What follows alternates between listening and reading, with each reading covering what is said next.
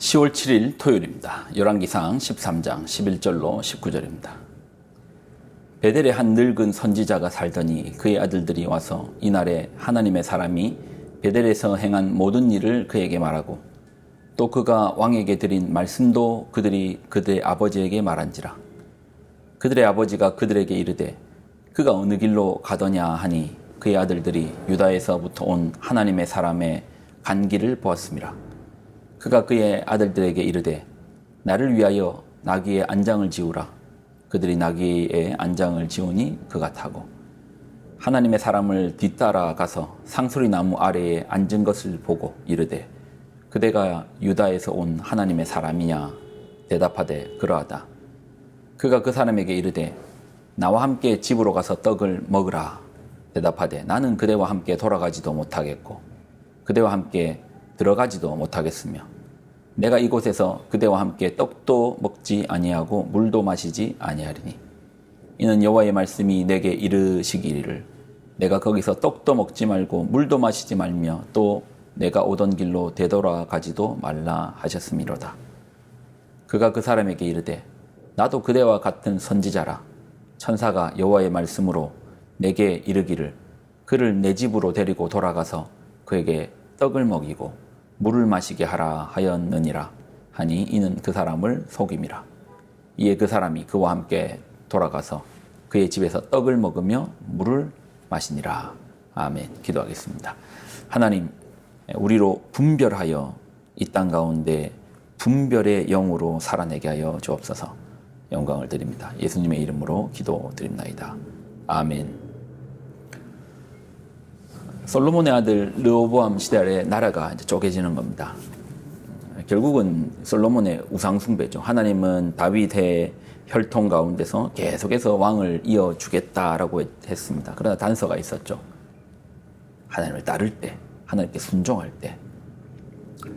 그러나 이제 솔로몬은 우상숭배자가 되었고요. 그 결과로 하나님은 실로 사람 아이야를 불러서 여로보암에게 솔로몬의 나라 10지파를 빼앗아서 주겠다 하십니다. 그러면서 여로보암에게 주셨던 말씀이 하나님 앞에 순종하면 하나님 보시기에 합당하게 행하면 그러면 네 나라를 견고하게 세워주겠다라고 약속을 주신 거예요.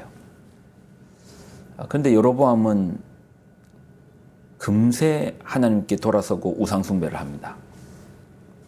왜 우상숭배를 합니까? 그 이유는 이스라엘이 남북으로 갈려졌고 또 이스라엘 백성들은 1년에 3번 하나님의 전 앞에 나아가 예배합니다. 전으로 가서, 그러니까 성전으로 가서 예배하는데 그때 내 백성들이 남쪽 유다로 내려가면 저들이 다시 다윗을 섬기지 않을까? 그런 걱정함 가운데 우상숭배를 하는 겁니다. 근데 이거 되게 우스운 노릇 아닙니까? 자기가 잘나서 왕이 된 게 아니잖아요.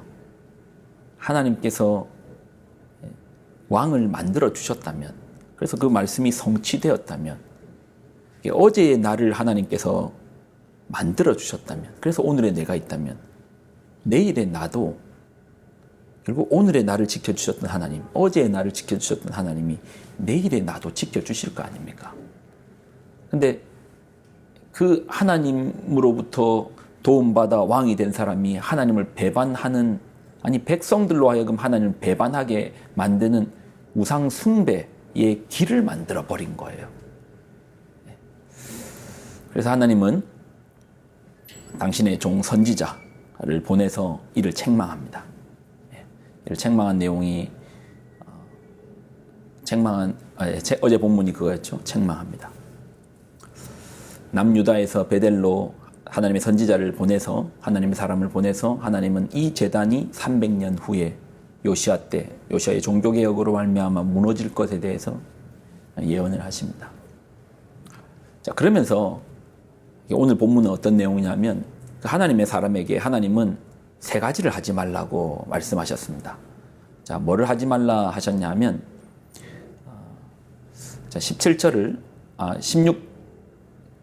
16절과 17절을 읽으면 대답하되 나는 그대와 함께 돌아가지도 못하겠고 그대와 함께 들어가지도 못하겠으며 내가 이곳에서 그대와 함께 떡도 먹지 아니하고 물도 마시지 아니하리니. 자, 왜 이런 말을 하냐면 지금 이제 베델에 살고 있는 어떤 선지자가 남쪽 유다에서 선지자가 왔고 이러한 사건이 일어났다. 이런 그 선지자가 이런 이야기를 했고, 그리고 선지자가 이야기할 때 사람들의 손이 이제 굳었던 그런 현상을 아들들이 보고 아버지 선지자에게 이야기한 거예요.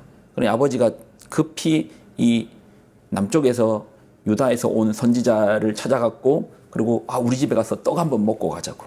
우리 집에 가가지고 내가 떡을 대접하니까 먹고 가자고. 그러니 남쪽에서 온 선지자가 이래 말하는 거야. 나 떡도 못 먹고 물도 못 마신다. 이유는 17절. 이는 여호와의 말씀이 내게 이르시기를 내가 거기서 떡도 먹지 말고 물도 마시지 말면 내가 오던 길로 되돌아가지도 말라 하셨습니다. 세 가지를 못하게 한 거예요. 떡 먹지 말라, 물 마시지 말라, 내가 오던 길로도 오지 말라. 그래서 하나님의 선지자는 안 먹으려 했거든요. 안 먹겠다. 하나님 이렇게 말씀하셨기 때문에 안 먹겠다. 자, 그런데 18절을 보십시오. 북쪽에 있는 베델에 있는 선지자가 이런 말로 속입니다. 그가 그 사람에게 이르되 나도 그대와 같은 선지자라. 천사가 여호와의 말씀으로 내게 이르기를 그를 내 집으로 데리고 돌아가서 그에게 떡을 먹이고 물을 마시게 하라 하였느니라 하니 이는 그 사람을 속임이라. 이에 그 사람이 그와 함께 돌아가서 그의 집에서 떡을 먹으며 물을 마시니라. 결과적으로 유다에서 올라온 선지자는 하나님 앞에 불순종을 했고, 그로 말미암아 이제 내일 본문이죠, 죽임을 당합니다. 자, 어떻게 보면 참 억울하죠. 속았잖아요. 여기 보면 속임이라. 그러니까 북쪽에 베델에 있던 선지자는 하나님의 말씀도 받지 않았고 천사도 만나지 않았는데 그냥 그의 입에 말해. 아니, 천사가 와서 너랑 같이 떡 먹으라고 했어. 물 마시라고 하라고 했어. 그러니까 가자. 그 말에 속아 간 거예요. 근데 이걸 좀 한번 묵상해 보면, 만약에 여러분에게 어떤 사람이 와서 이제 하나님께서 당신에게 이렇게 말씀하십니다.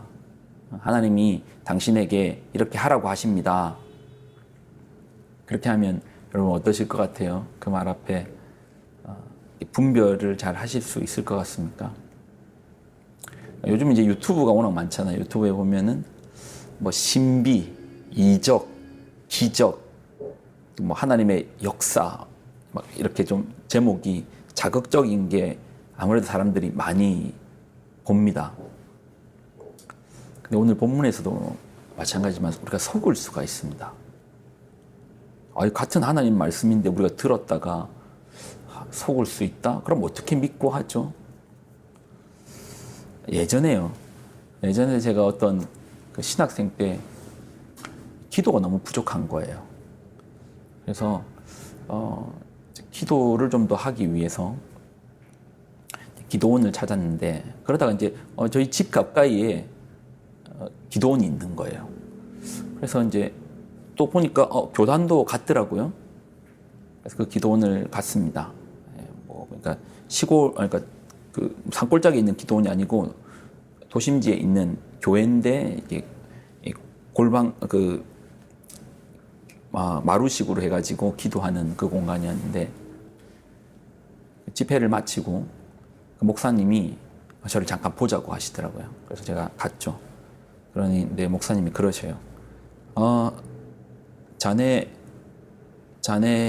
뭐 어떻게 왔나 이렇게 물어보셔서, 여자 목사님이셨는데 제가 신학생이고 기도가 부족한 것 같아서 찾는 중에 이렇게 찾아왔다라고 얘기하니, 목사님 하시는 말씀이, 내가 자네를 보고 예배 때 기도하는데 하나님께 자네와 내가 비행기를 타고 전 세계를 다니는 환상을 하나님 보여주셨네.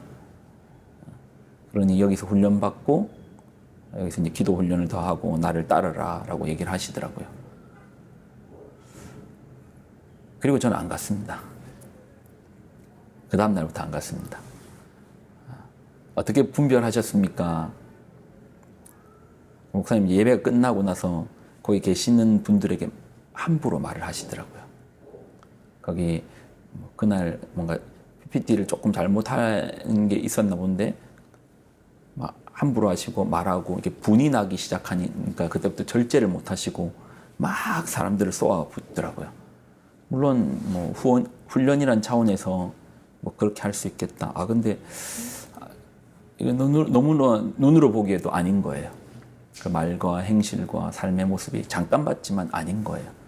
만약에 안 봤다면 또 모르죠. 몇 번 더 갔을 수 있겠지만 보는데 삶의 행실이 삶 속에서 드러나는 성령의 열매가 정말 하나님의 말씀을 나눈다는 건 성령의 역사잖아요. 근데 성령께서 우리 안에 임하실 때는 성령의 열매가 드러나거든요. 성령의 열매는 우리가 갈라디아서를 통해서 잘 아시겠지만 성품적인 열매가 드러납니다. 사랑이 있고 희락이 있고 그런 오래 참음이 있고 이런 성품적인 역량이 드러나야 될 터인데 성품적으로 너무나 아닌 거예요. 그래서 이분은 아니구나. 내가 굳이 여기 와서 기도 훈련을 받을 필요가 없겠구나 하고 안 갔습니다. 여러분, 사람을 목사도 실수할 수 있습니다. 저 이번 이제 팔라완 선교 때 필리핀의 최대 감옥이 팔라완에 있거든요. 거기는 이제 감옥 수가 되게 커요. 그러니까 아주 흉악범부터 중범, 경범 이렇게 세 단계로 나눠져 있는데 저희가 방문한 곳은 중범 수용소거든요. 거기에 수용자들이 1000명 정도 있는데 그중에 목사가 20명 있더라고요. 목사도 감옥 갈 수 있습니다. 실수할 수 있고 넘어질 수 있습니다. 그러니까 너무 믿고 따를 수 없죠. 그러면 어떻게 해야 됩니까? 사랑. 성경에 우리에게 사람을 향해서 사랑해라고 했지 믿으라고 하진 않았습니다. 믿음은 오직 하나님께만. 그래서 우리는 늘 분별하고 깨어 있어야 합니다. 그리고 말만 보지 말고 행위도 행실도 같이 보십시오. 그래서 뭐 유튜브에서 이 말씀 좋더라 저 말씀 좋더라. 말은 언제나 쉽습니다. 더 어려운 것은 그 말을 가지고 살아내는 삶이 더 어렵습니다. 그래서 여러분 말과 행동을 같이 보시고 그리고 신뢰가 되거든. 신뢰할 수 있는. 그래서 너무 유튜브에서 이거 좋다 저거 좋다 이렇게만 쫓아가지는 마십시오. 이 아이러니하네요. 이 새벽 설교도 유튜브로 나갑니다.